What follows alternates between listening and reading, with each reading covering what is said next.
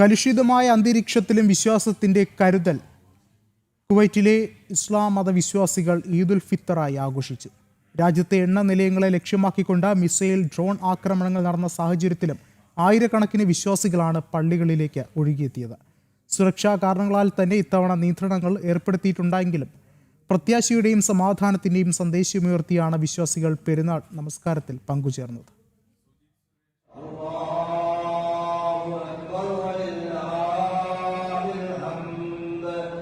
ഒരു മാസക്കാലം നീണ്ടുനിന്ന വ്രതാനുഷ്ഠാനങ്ങൾ വഴി കൈവരിച്ച ആത്മവിശുദ്ധിയുടെ നിറവിൽ കുവൈറ്റിലെ വിശ്വാസികൾ ഈദുൽ ഫിത്തർ ആഘോഷിച്ചു. കൃത്യം 6:08 ഈദ് നമസ്കാരം. ഭീതിയുടെ നിഴലിൽ വീണ അന്തരീക്ഷത്തിലും ആത്മവിശ്വാസത്തോടെ ജനങ്ങൾ പള്ളികളിലെത്തി സമാധാനത്തിനായി പ്രാർത്ഥിച്ചു. അല്ലാഹു സുബ്ഹാനഹു വ തആലയുടെ വിധിവിലക്കുകളും നിയമനിർദ്ദേശങ്ങളും ജീവിതത്തിലുടനീളം സൂക്ഷ്മതയോടെ ശ്രദ്ധയോടെ പാലിച്ചുകൊണ്ട് തഖ്വയോടുകൂടി ജീവിക്കണമെന്ന് ഒന്നാമതായി നിങ്ങളോട്, എന്നോട്, നമ്മളോട് എല്ലാവരും ഓർമ്മപ്പെടുത്തുകയാണ്. മേഖലയിലെ പ്രത്യേക സാഹചര്യം പരിഗണിച്ച് ഇത്തവണ ഈദ്ഗാഹുകൾ ഉണ്ടായിരുന്നില്ല.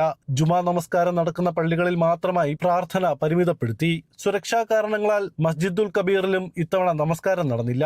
ഭൂരിഭാഗം പള്ളികൾക്ക് മുന്നിലും കനത്ത സുരക്ഷാ സന്നാഹങ്ങളാണ് ആഭ്യന്തര മന്ത്രാലയം ഒരുക്കിയിരുന്നത്. പ്രാർത്ഥനയ്ക്ക് ശേഷം പരസ്പരം സ്നേഹവും സമാധാനവും പങ്കുവച്ചാണ് വിശ്വാസികൾ മടങ്ങിയത്. മേഖലയിലെ വെല്ലുവിളികൾക്കിടയിലും തളരാത്ത വിശ്വാസത്തിന്റെ പ്രതീകമായി മാറുകയായിരുന്നു കുവൈറ്റിലെ ഈ പെരുന്നാൾ ദിനം. ലോകത്തിന്റെ സമാധാനത്തിനായി പ്രാർത്ഥിച്ചാണ് പ്രവാസികൾ ഉൾപ്പെടെയുള്ള ജനലക്ഷങ്ങൾ പള്ളികളിൽ നിന്നും മടങ്ങിയത്. ജനം, കുവൈറ്റ്.